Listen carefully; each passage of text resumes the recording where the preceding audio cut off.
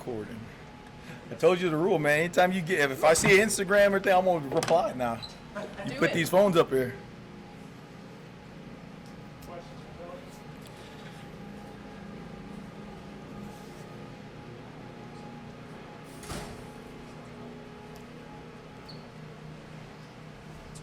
Okay, man. How are you? Good. Sorry for being here. No, you good. Thanks. You good? I appreciate it. Sir.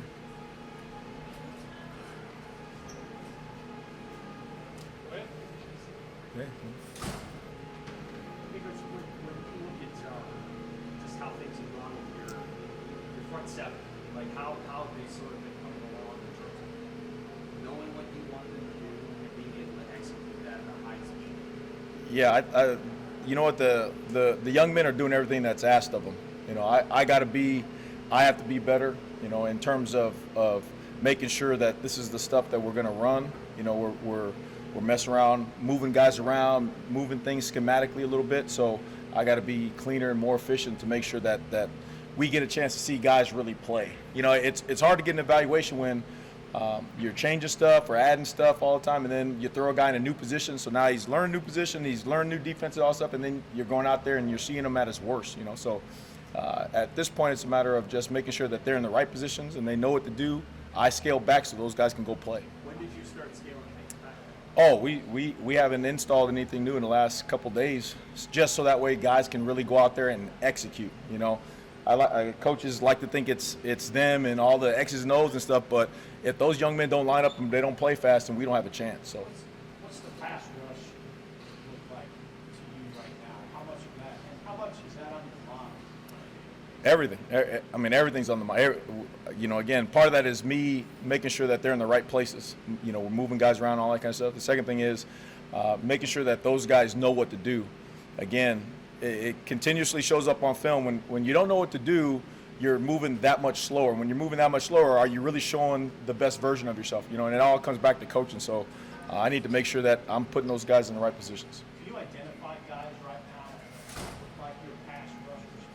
Oh yeah, I mean we've got a lot of skill. We definitely do. I mean you got P. Will, Jamar, you got Chief, you got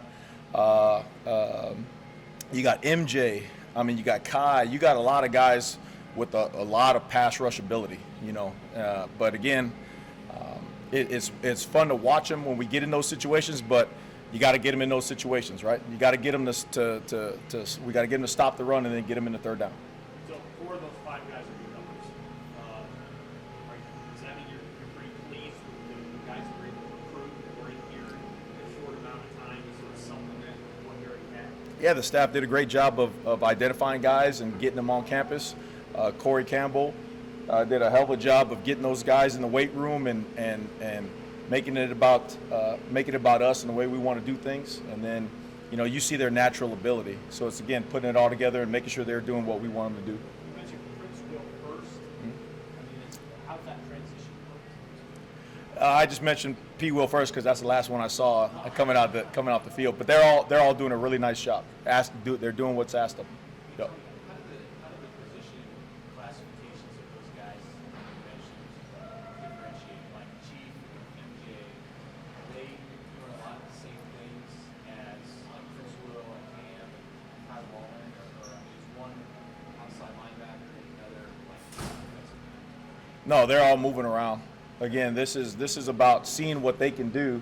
You know, I mean, when you're stopping the run, you're putting them one place, and then when you're defending the pass, you're putting them in another place. So all of it is they're all really like X-Men, you know, moving around. And again, they're doing a great job of doing what's asked of them, showing different skill sets. You know, that is. So are some of those guys like with Rob in one drill and like in another drill, or how do you? Yeah, you see that at Indy? How'd you know that? No, they are. They're all over the place. And again, it goes back to that cross training deal. You know, coach is real big on putting making sure guys are in the right spot, because again, you can't evaluate them if they're in the wrong spot, and if they're playing slow, they're hesitant. That's not fair. That's not fair to the guys. So we're moving a lot of guys around. We're trying to get a feel for what they do best, and then we'll decide in the end after the spring game. How does A.J. Rollins move to that defensive end spot? How does he adjust? Tell you what, that dude's a baller. You know, he's again doing what's asked. He's been over there for, I don't know, maybe a week now, and all of a sudden, he's making plays. You're seeing him constantly show up around the ball, which is really cool, really fun to watch. And then you see him with a smile on his face. So again, really neat deal, and that's one of those things where guys are moving positions, and now all of a sudden he's making plays for you, and we'll go from there. Was that Rule or was it you that was like that guy? No, it was Coach Rule seeing it. He gets a chance. I mean, he's real observant of everything, sideline, players, everything. Constantly talking about the roster and where he sees guys and athleticism and everything. So he mentioned one day, he's like, hey, try him over here, and lo and behold, he's pinching through there, making tackles for a loss. So it's fun with a smile on his face. That's the best thing, So it's cool to see. Tony, MJ Sherman and Jamari Butler, they mentioned they're working at the jack position. Yeah. Can you just explain a little bit more about the jack and what its responsibilities are? Yeah, it's just like outside linebacker. I mean, it's just they're moving around. I mean, they want to say the jack, but also they're at will, they're at Mike, they're at end, they're all over the place. So I don't want to lock them into one thing because their skill set, they're showing a lot of different things. They're showing their ability to play on rundowns, and then you move them outside, and then they're rushing the passer. So I think there's a really healthy competition right there, which is going to be good for everybody. How many corners do you have? Like, how many corners do you feel really comfortable with? Oh man, I mean, all those DBs, same way.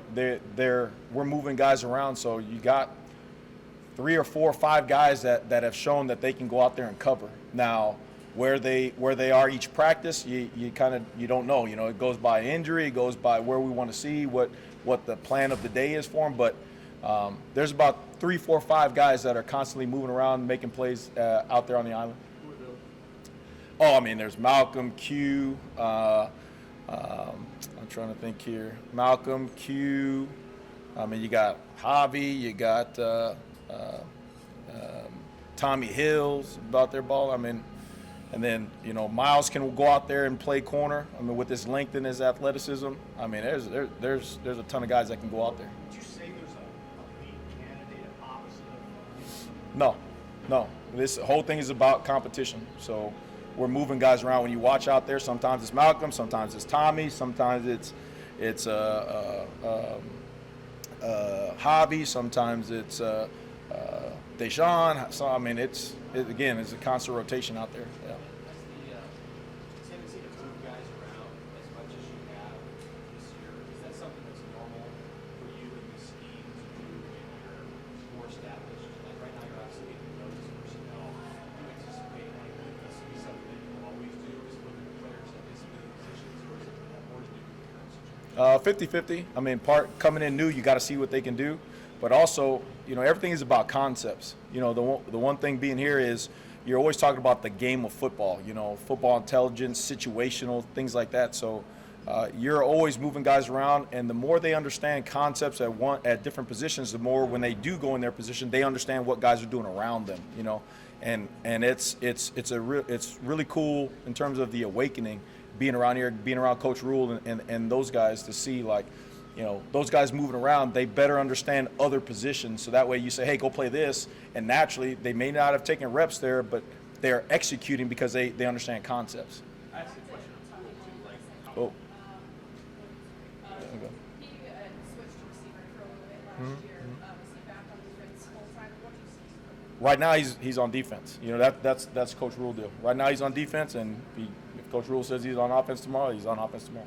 But I've seen him do a lot of good things. It's about maturity. And that's with everything. New staff, you want to make sure guys are buying into what we're doing. Not only buying in, but actually adopting it, believing in it. And so Tommy's a guy who has a lot of talent, and his maturity. As his maturity comes along, you see him making more plays, more positive, around the ball more. So it's fun to watch. I asked this question, how do you feel you guys are tackling? How are they going about learning what you want them to do? Yeah, and I know you keep saying me, but we're really us. Like, this is what we preach, period. Everybody top down. And that's the first thing we do every day is tackle. And Coach, it's really cool because he's kind of an old school guy in terms of, hey, the game is won physically, right? And so we practice physical. So The very first things we do on defense is always getting off a block and knowing how to make tackle. Now that's learning the tackling form, how we want to do things, how we want to tackle, but also putting them in situations where they got to go tackle. You know what I mean? It's fun. It's cool to do it on a pop-up and then wait till the whole week and then play in the game and all of a sudden say, hey, go tackle somebody, right? No, we practice it every period. Everything we do is about the physicality part. Tony, with all the instruction that you had to do here at the spring, are you seeing your group improve at the rate you would? There's constant improvement because they're knowing what to do a little bit better, but it's about the consistency, right? We expect them every day to know what to do, but can you actually go and apply it on the grass? Can you take the success from one period and put it over and wipe it out and go into another period like, hey, like you just lost that period, you know? And that's the thing.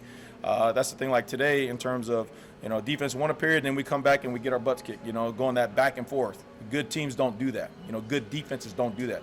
Good defenses, you play your butts off, you win or lose, next period, win or lose, next period. That's it. You know, you don't ride the emotional roller coaster. So we got to keep on getting better that way. Does moving guys around and trying out different positions, does it stunt some of that growth, or do you guys have to have a little more patience and grace with the guys? Yes, I mean, but again, at the end of the day, if I see the ball, I don't need to know what to do in terms of, hey, I see the ball over there, I'm running to the ball and I'm gonna get there in a bad humor. Period. I mean, so the little X's and O's part, we can fix that, right? That's why Coach brought us here. We can fix the X's and O's part, but we got to develop the mindset and the attitude, and that is when everything breaks down, you see a football player at his best. Hey, I might have did A to B wrong, but B to C, I'm going over here and I'm going to go wreck shop and I'm going to go make some plays. And that's the thing you're looking for when you're moving guys around and all that stuff. You know. How have you seen Elijah Judy play at 3 times? He's got a lot of talent. He's you see why, you know, you understand why his recruitment was the way it was and all that stuff. But again, it's about the growth of him, you know, and the expectations on him. We know he's talented, but now can he be talented? Can he be physical? Can he be mentally tough? Can he play hard for his teammates? Can he do that on a consistent basis? Not just pass rush downs, but also run downs. Can he do that? You know, but he's flashed a lot of talent. How have you seen the offensive line? I mean, you face them every day. So, like, what has that group been like to go against, and how they maybe Iron sharpens iron. You know, starts with Coach Dono. He's a old school blue collar type grinder, and those guys play together, and it's really making us better. I mean, it's fun to go against those guys because you can see them working, you can see them always constantly getting better, challenging the defense. They're making us really know the game and really know what we got to do. So it's really neat to go against those guys. Who's referred to coach as an old school grinder of offensive line? Yeah. What do you mean? He's just a blue collar guy, man. He's not all about the softness, not all about the fluffiness. He is a get on the field, we do things together, let's work, let's be physical, let's get this right kind of guy, and that's the way it is. It's kind of cool, you know. The older guys, the old school guys, Coach Rule's kind of like that too. You know, he's like, hey, let's make no excuses. Let's go out there. The game is won this way, and let's be about it. So, thank you, everybody. Thank you.